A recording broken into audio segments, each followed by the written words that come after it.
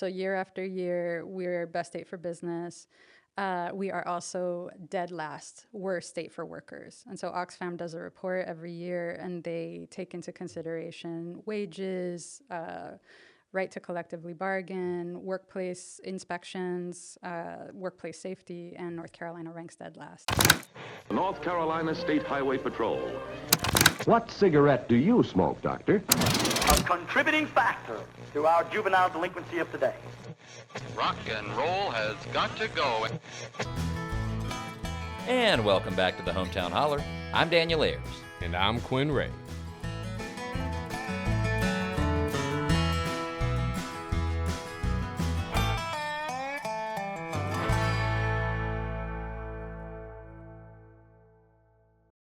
Well, hey, man. I feel like customarily we save this for the conclusion of the podcast, but today I want to take it at the top. Okay. And I want to just give a shout out real quick. We've had a lot of new folks sign up to become patrons, and that has been so affirming and so awesome. And so I want to start the episode on that note. Yeah. And we can come back to it. You know, you can do 2 pitches in an episode. There's no law that I'm aware of, no North Carolina general statute that says you can't do 2 Patreon plugs in a podcast. I mean, we can do whatever we want. We can. It's still a free country, still a free county. But yeah, shout out to them. Thanks, guys. Yeah, thank you We really guys. And appreciate if you're not a patron yet, we have been really lucky this year to have some incredible guests on the Hometown Holler.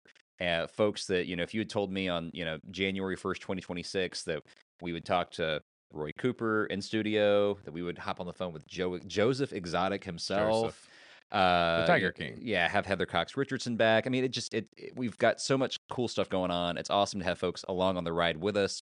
If you'd like to join the Holler and help keep this going and make it possible and take us to higher and greater heights, go to www.patreon.com/the Hometown Holler and sign up. But with that, let's just get right into it, if that's cool. Yeah, with I'm you. excited about today. Yes. I've worked with these folks just recently, started kindling a relationship, and they're doing some really awesome things. First heard about them because of our friend of the Holler, Ricky Hurtado, back when he ran for All the first roads time. lead to Ricky. Man, for some reason, it does. It is wild how that happens. He better be listening to this. So really excited about today's episode. Yes, today's guest is organizing workers across North Carolina and having real conversations with the folks most politicians never reach.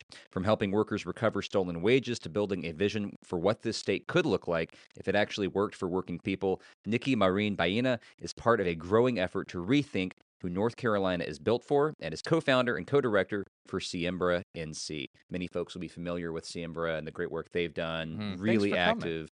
Nikki, thank you so much for coming to the Hometown Holler. To kick us off, Quinn, you want to take it? So you grew up in Jersey, but you came down to North Carolina when you started high school, down in Waynesville, right? Yeah. Out that way. I think our buddy Zeb is out that direction. Haywood County? Yeah, Haywood County. I'm North such a Bygone, Zeb Carolina. fan. He's a good dude. I appreciate him. Zeb's good people. And so you've got roots in the textile industry. Your parents worked it for years, and you are now organizing workers across North Carolina. So how did that journey shape your life of having textile working family to now getting workers organized? Yeah, I mean, you know, I can remember my parents in New Jersey were union textile workers. And so I can actually remember like being on a picketing line with my parents when I was really young. And so not just textiles, but also kind of all the organizing that's possible around them. And then the plants in New Jersey closed. A lot of them relocated down south. And so that's how my family ended up in North Carolina. And so my parents were working in Canton at a textile mill.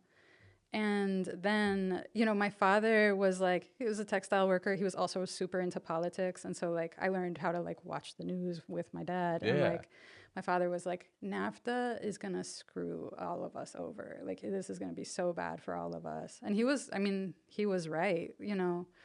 And so really as a young person, I got to see all of these factories in places like Haywood County shut down because of free trade. Mm-hmm. And so free trade was kind of like my first, like, activist thing. Like, I was really into fair trade and, like, all of that. Into it in high school? I was into it. I was a free trade nerd in high school. Yeah. Okay, normally that's like a woke college thing, right? No, well, but Haywood County is right next to Asheville. So, like, Mhm. me and my friends would drive to Asheville to go to marches and stuff. So, Wow. And so now you're founded Siembra in 2017? yeah. And so for the folks hearing about Siembra for the first time, what are y'all doing? What is Siembra NC? Because I think recently, if they've been paying attention, they feel like it's just this anti-ICE trainings that have been going around as of just this calendar year, right? It's more than that. Yeah. Yeah. Well, and I think when we were talking about, I think there's like a couple things that led me to want to start something like Siembra. And I think one story is that I had moved to Texas for a few years. And when I was there, I got to volunteer with a group called Workers Defense Project. And they invited they invited me to like come help interpret at an action they were doing at City Council in Austin. And at this action, they packed it with Latino construction workers. And then there were all these union workers and all these like faith people that were there in support of this. But they were passing a bill at the municipal level to have a $15 prevailing wage for any construction project that was going to get some kind of tax incentive from the city of Austin. And they won that.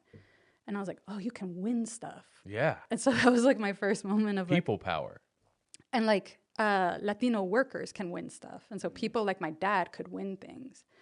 And that really like lit something up for me. And I was like, I want to go back to North Carolina. I want to do this. And so around that time, I had also gotten recruited by someone who's now my husband to work on an anti-deportation campaign in Travis County in Texas.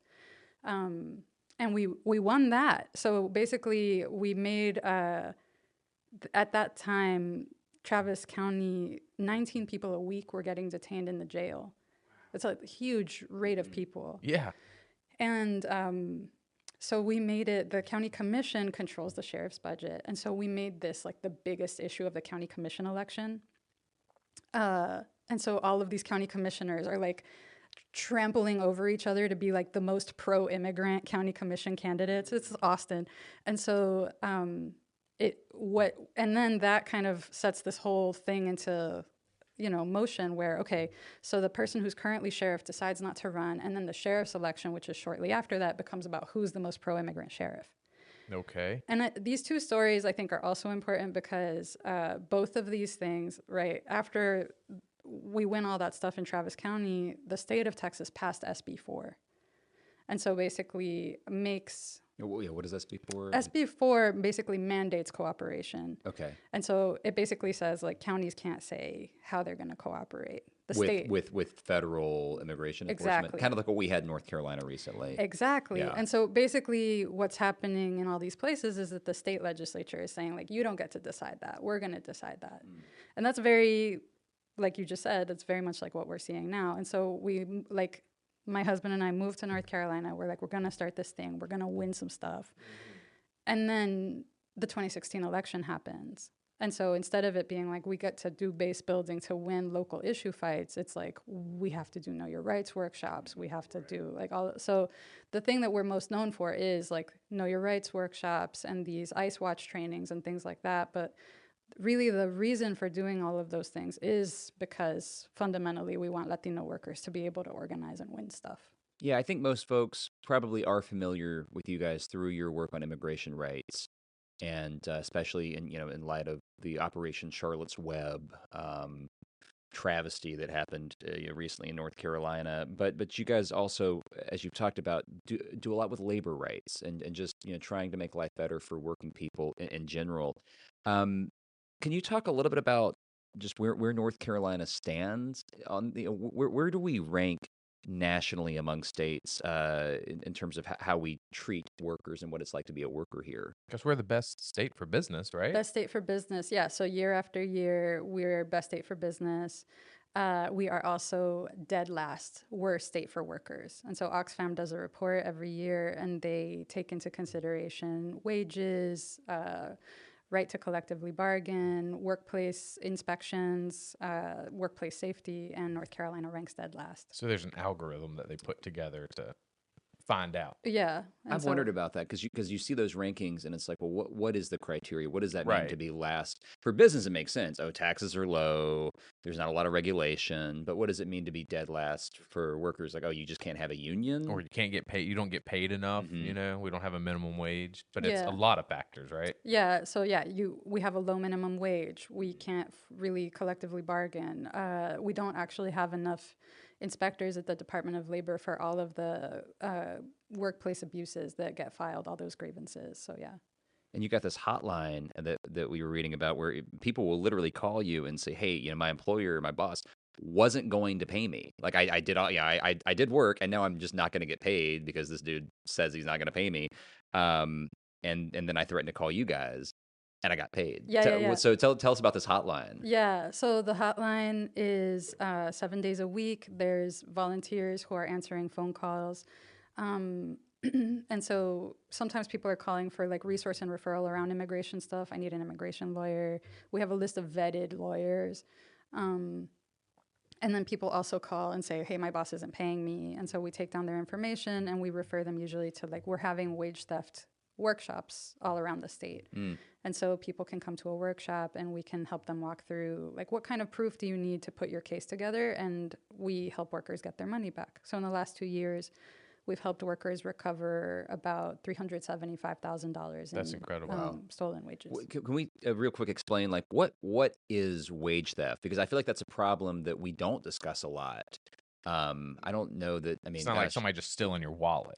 Right, yeah, which is, okay, so here's something that's interesting. If I did steal your wallet and I got caught stealing your wallet, I would get in trouble for that. Oh, you know? would. Bigly. If I went and broke into your car, Yeah. I would, if I got caught doing that, if I just don't pay a roofer $20,000, nothing happens to me.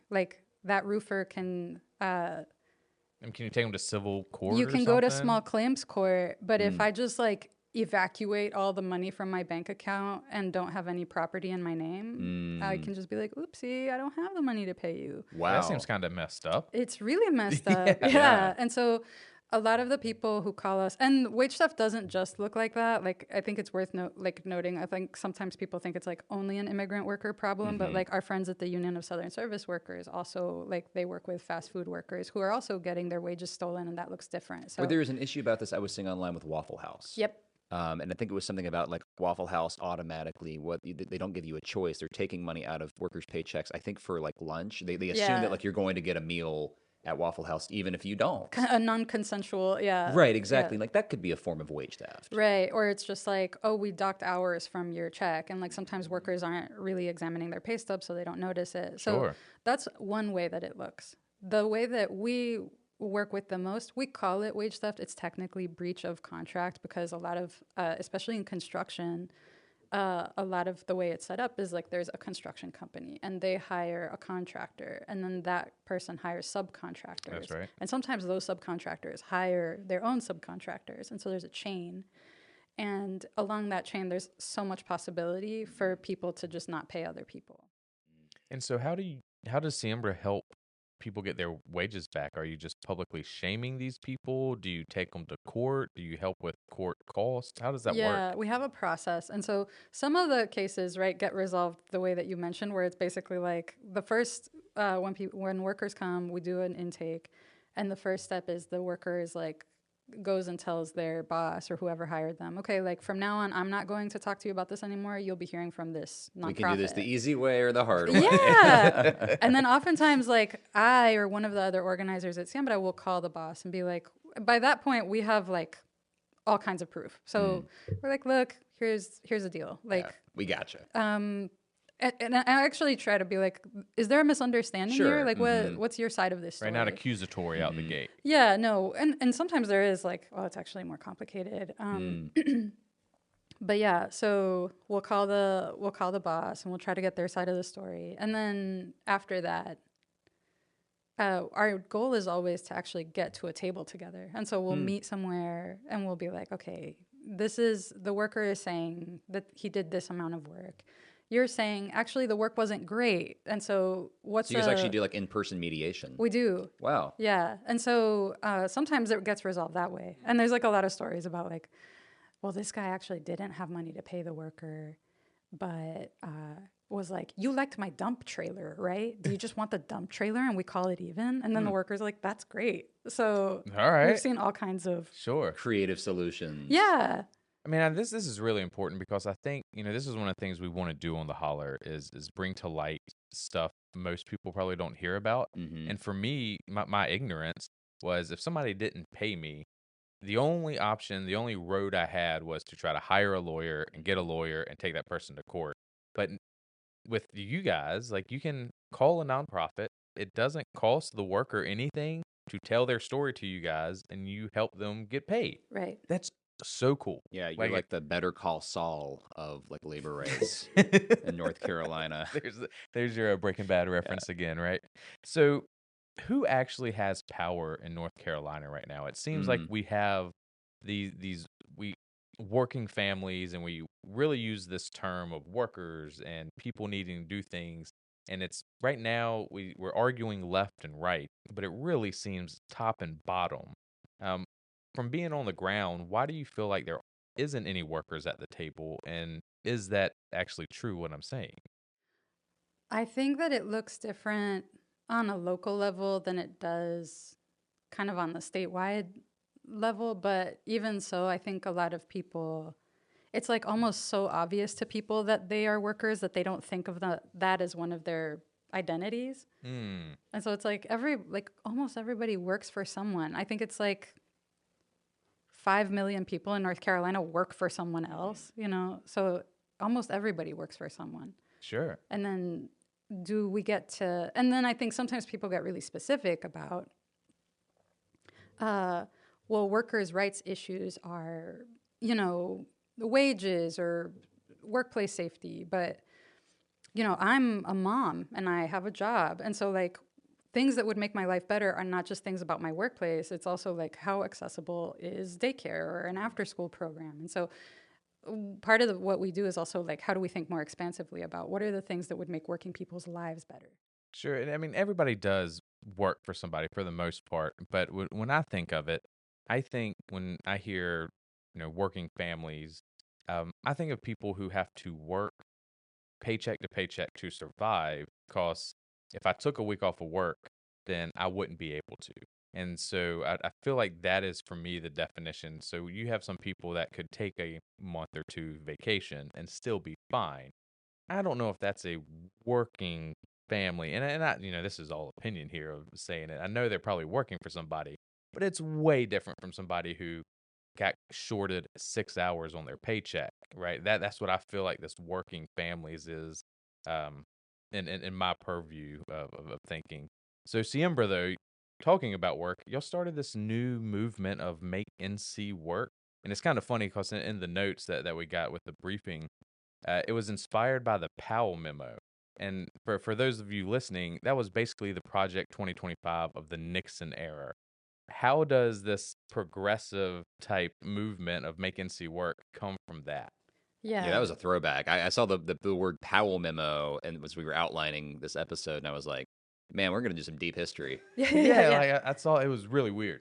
Yeah, I mean, I had like a little bit of a consciousness crisis in 2022 after the midterms, where I was like, what are we doing? Like, what are we doing? What are we? Yeah. That was one of the big moments for me, and part of it was just seeing Democrats either not mention immigration at all, or like try to get away from it, or try to talk. Like that's when we started hearing Democrats start being like, we're strict on immigration too. Right.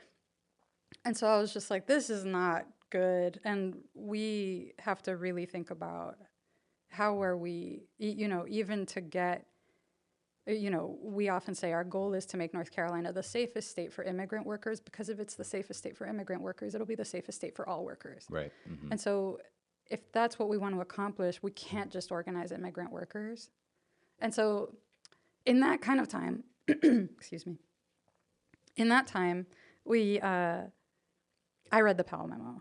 And the Powell memo... Bless you. Yeah. For people who don't know, right, like, for people who don't know, it's 1971, Lewis Powell, he's a corporate lawyer. He's writing this memo to the United States Chamber of Commerce.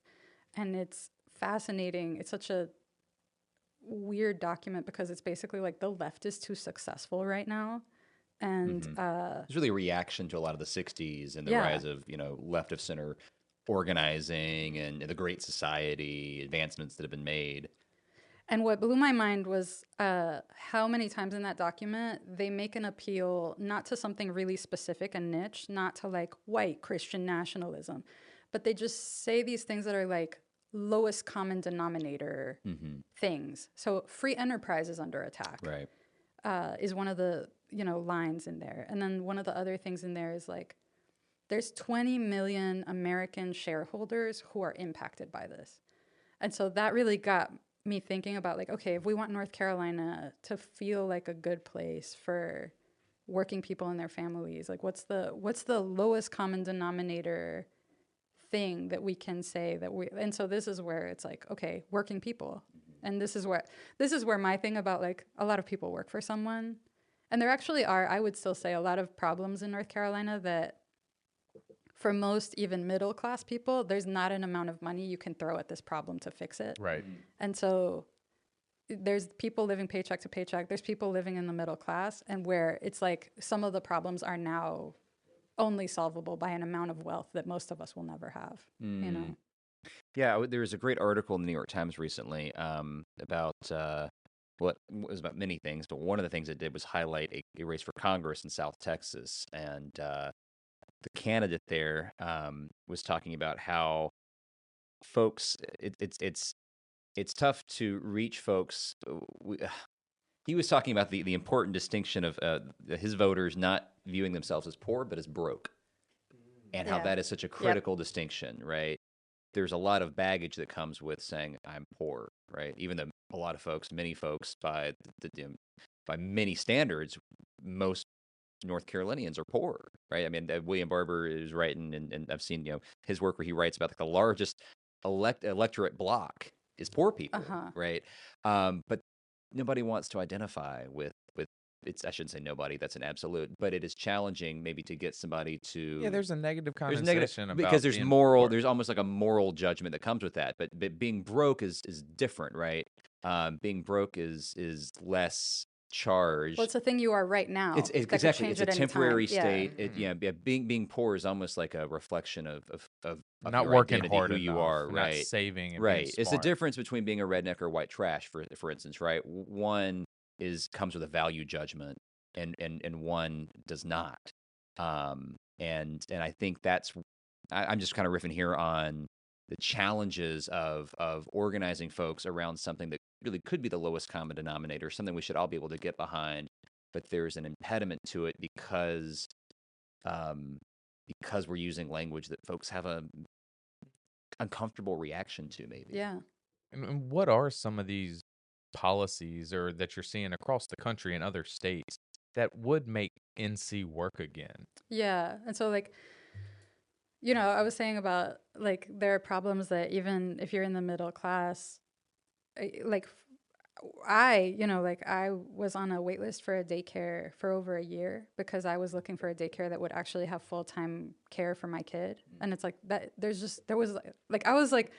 I would throw any amount of money at this problem. Right. There's just not an amount of money to throw at this problem. That's just not available. So to me, universal childcare is like New Mexico did it. I think we could do it. It would make so many people's lives better. Boost the economy.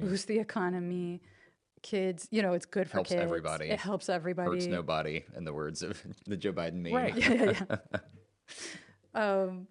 And then, so that's one. The other thing is here in North Carolina, I keep hearing about how high people's power bills are. Yeah. We are getting, Duke Energy is charging all of us for utility projects they haven't built yet. That's what that cost is. In Virginia, there's a bill that would shift some of those costs to the actual like big businesses and data centers that are actually using more of the load and like requiring more of those infrastructure investments instead of those costs getting passed down to just regular ratepayers like us. And so that would make a huge difference. And then the other thing, a huge difference. How? Like when we talk about how this would be beneficial, how do we convince, Bernice and Tom down the street who are 75 years old. They've been voting Republican for years. Their grandkids Or not voting. or not We're not voting. voting. Their grandkids are out of, they don't need daycare. They're not on Medicaid. Like, how do we convince this person that all these universal goods is going to help them and help their situation and their community? I mean, do you think they like paying someone else's power bill? Like you're paying the data. Assuming they know they're doing that. Right. Yeah, Yeah. because that's part of it is like we're paying a data center's power Right. bill, or we're paying for a power plant that doesn't exist. We're all doing that. And so I think if people knew that that's electricity didn't get more expensive. Right. That's not what happened. Yeah. And so your bill isn't higher. I was talking to someone yesterday where it's like you're a single person living in your apartment in High Point and you're paying like $250 a month in electricity. Like what are you doing in your Yeah, but it got more expensive. It got more expensive. Why? Because you're paying someone else's bill. So we're recording this in the wake of the White House correspondence debacle. To be honest, I haven't really been following it. I'm bringing this up incidentally because I haven't been following it, and I know that a lot of eyes have been on it. And one of the things, I've been really drinking the haterade on this one, and that is that over the legislative session just opened up, and I feel like for a few days I was seeing on my social media feed really good engagement with local and state level content because we had the legislature back in Raleigh talking about important state level issues around teacher pay, and bills getting filed this session. And then for like the past 3 days, whenever I hop on social media, it's like something about the ballroom. It's like stuff that like it's all empty calories, right? And so when we're talking about issues that I think are like 80-20, maybe 90-10 issues in terms of 90% support, 10% opposition from whoever that person is.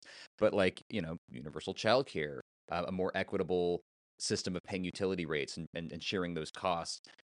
It's just been so frustrating for me to see, and this is really across the political spectrum. I've got friends on both sides and they're all posting about the ballroom, right? And it's so frustrating because it's like, man, all the time we're spending on that is time we're not spending talking about the things that actually do or make a material difference in our data. And I'm not saying national politics is not important, but the stuff you're talking about, like these are things that matter in everybody's life every day.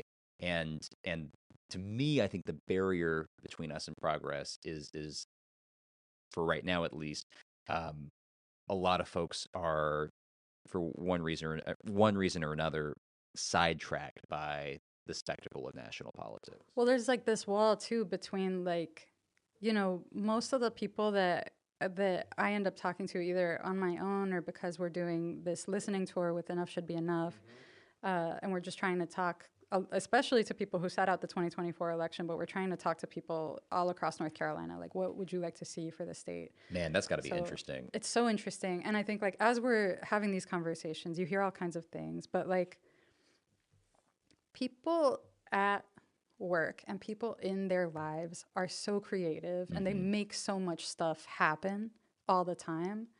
I went to St. Mary's, to the Catholic Church in Greensboro this weekend, and like they were having this like they were setting it up in the rain, but they were setting up this fundraiser for the church, and it's all these people bringing food and bringing stuff like bringing the stuff that they know how to do to like raise money for their community. You know what I'm saying? The real thing. And that is totally, it feels sometimes separate from our political process, which is not about innovation at all. And like, what if everybody's creativity and innovation actually got channeled towards like, in this moment, negotiating with the elected officials that we have in place, the way that workers negotiate with their bosses.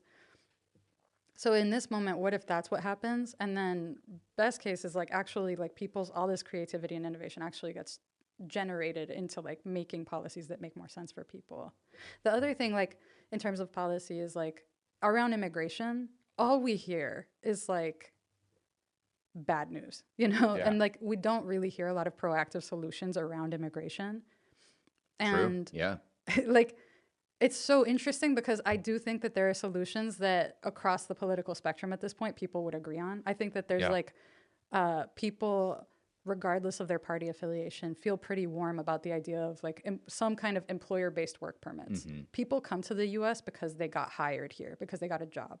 And so if employers actually had to like sponsor people for work permits, that would make a huge difference. Is the issue incentive structure that like the policymakers have no incentive to actually solve the problem because it's so useful as a culture war, red meat? I'm going to inflame the far right base to Which even that far right base, right? You hear the whole time that I don't mind people coming here if they do it the right way. Right. And then the conversation stops because Yeah. what is the right way? Well, and people don't know. You know, for example, Luis, this bus driver at Duke, who, you know, he got temporary protective status.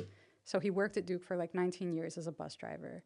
So then the Trump administration comes and they get rid of temporary protective status. So Luis loses his job. Duke University and Health System is the second largest employer in the state of North Carolina. There is no thing Duke can do to like apply for a visa on Luis's behalf. That remedy does not exist inside of our current immigration system. That could change. Right. Someone could change that so that employers can be like, I'll vouch for this guy. Like, we could even have a community supported, you know, like how many people in Alamance, we have members here where it's like, if you told one of these guys, like, you need 1,000 signatures from people in this community who say that they'll vouch for you, and then you can get a visa. I know a lot of people who are like loved at their workplace, at their church, all around town.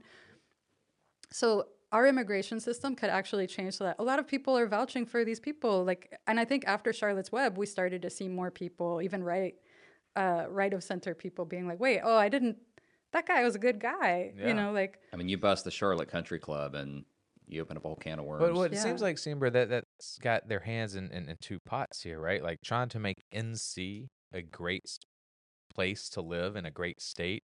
But then like the immigration, these are federal policies, right? Yeah. Like North Carolina just couldn't enact a thing where Duke could apply on behalf of their workers. So you've been going around listening to people with this should be enough tour. Would definitely want to hear more about that, of how these conversations are going, because it seems to me, I've worked with some of you guys doing the enough should be enough. Nobody's talking about immigration as much as one would think. So what kind of conversations are you hearing when you're telling people that, hey, did you know you're paying for Duke Power's energy? Yeah, I mean, the conversations around Duke Energy, like, those are particularly, like, no one likes how high their power bill is right now. No one likes it. So regardless of any other thing that they believe, that's a big problem. People are saying housing is a big issue. So, like, rent is really expensive right now. People are having more trouble buying houses than they used to. So that's another issue that people mention a lot. Because the housing in particular, it seems like that's kind of got lumped into this left ideology of housing stuff, but it's everybody's affected by this and has an opinion about it that needs help. Yeah. Well, and there's just things, you know, there's just things that wouldn't be hard to do that are about like, look, how do we preserve some of our housing stock for people who are like first-time home buyers? As opposed to just like, yes, we will let private equity gobble up every single house in this neighborhood. So there are policies that could be enacted to like preserve a certain amount of housing stock for first-time home buyers. On a state level. Yeah. So when I was doing some of the Enough Should Be Enough, I was at a gas station and asking people what they felt about gas, the gas prices. And one really struck out to me. I went up to this guy. I was like, we need to talk to a trucker.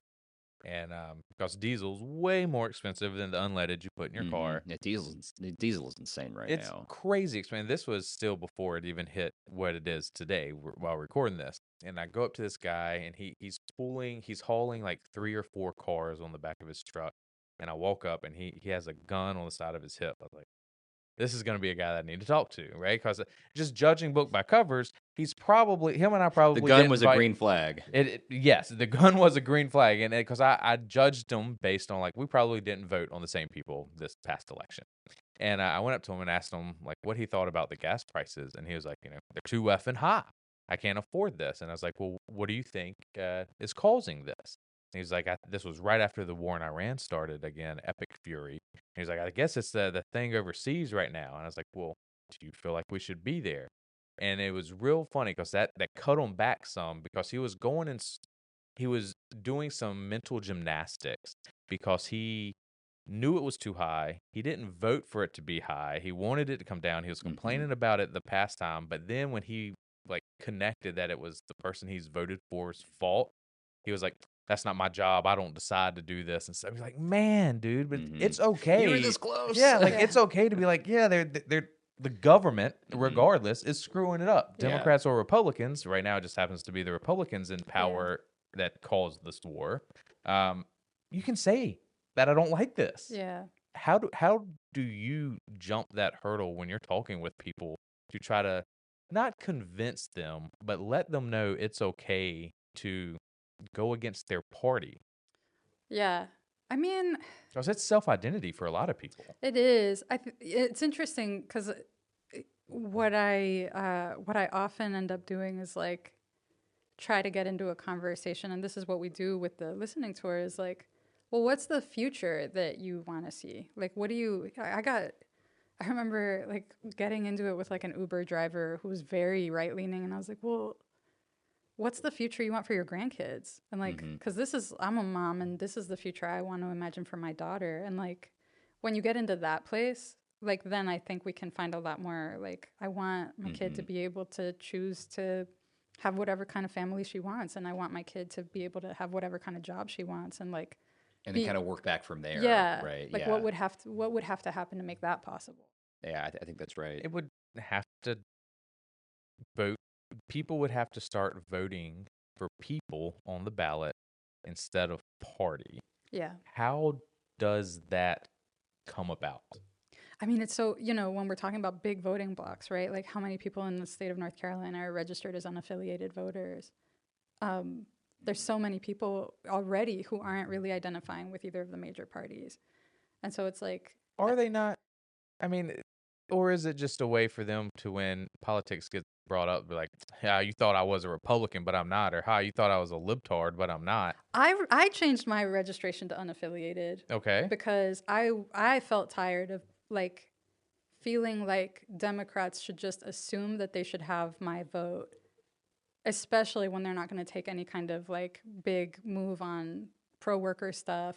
And, corporations should pay taxes, But doesn't studies show that most unaffiliated voters still vote one way or another? Like, how many ballots do you think is really Dalmatian of Democrat, Republican, Democrat, bouncing? I don't think there is. But I think that there's also a thing, I don't know, like in the last year, I've also ended up for really random reasons, like ended up talking to several like Republican county commissioners.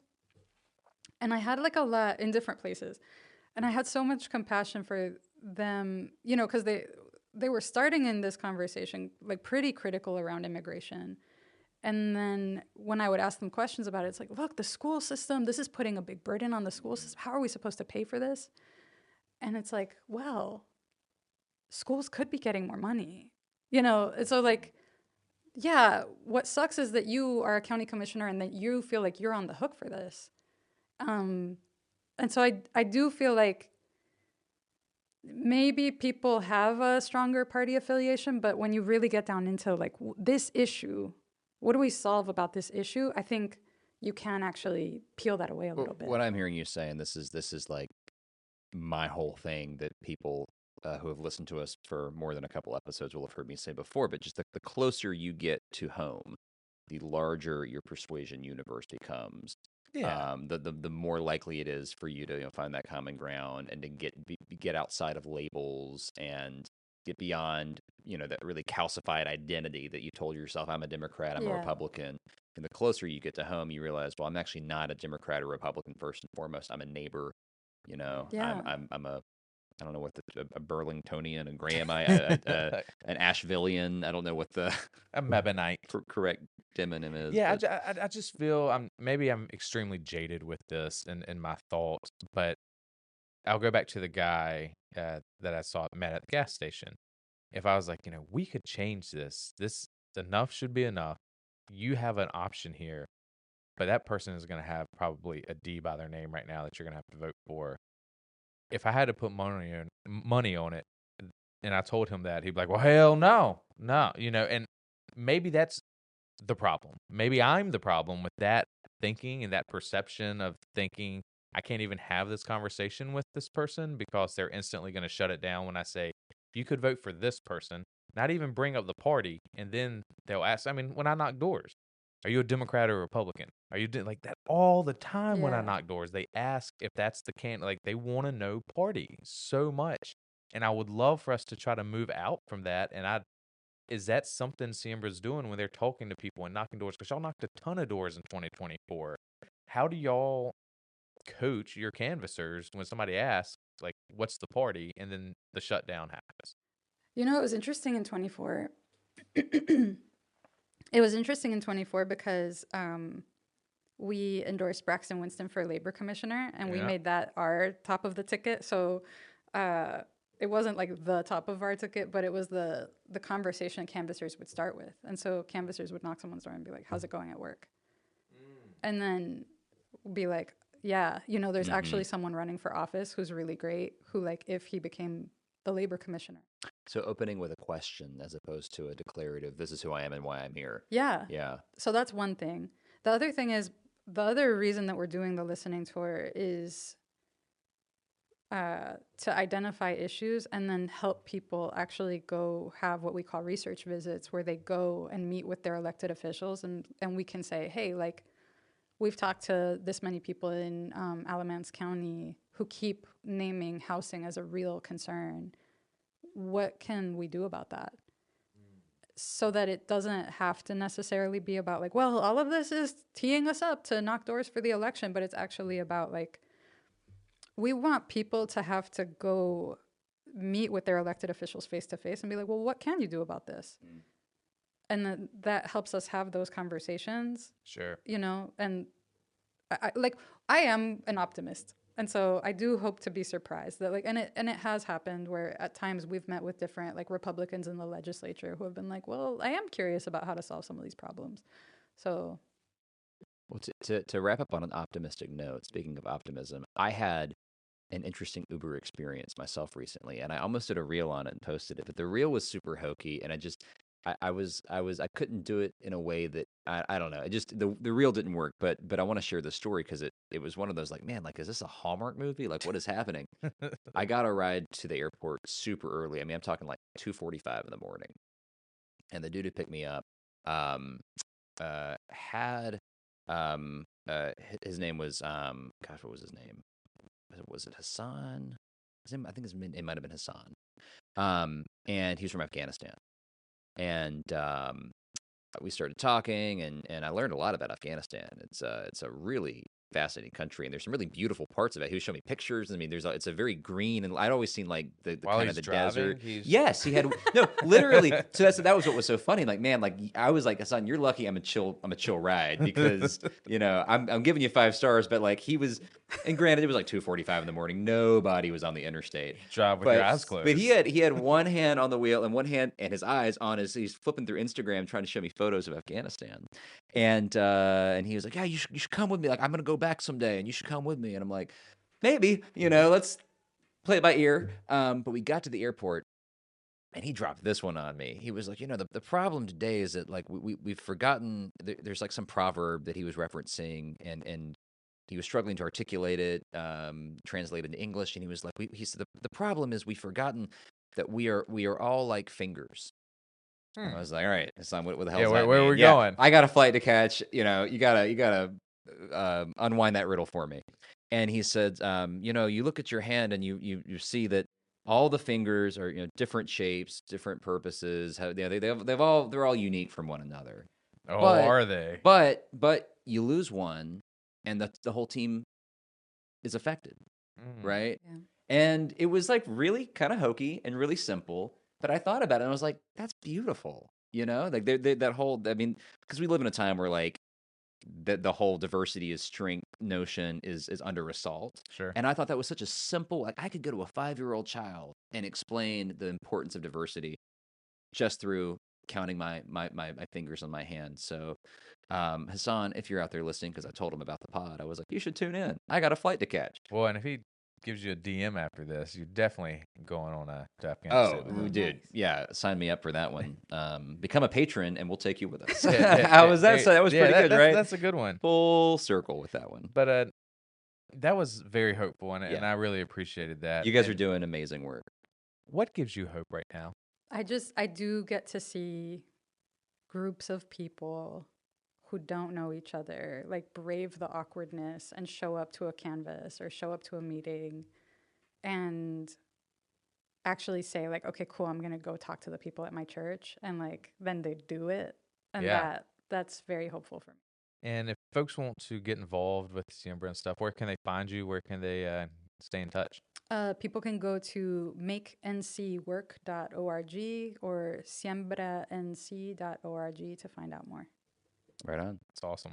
Folks, thank you for tuning in once again to an episode of the Hometown Holler. We'll be back next time with another fantastic conversation, plenty more where this came from. Cheers, y'all.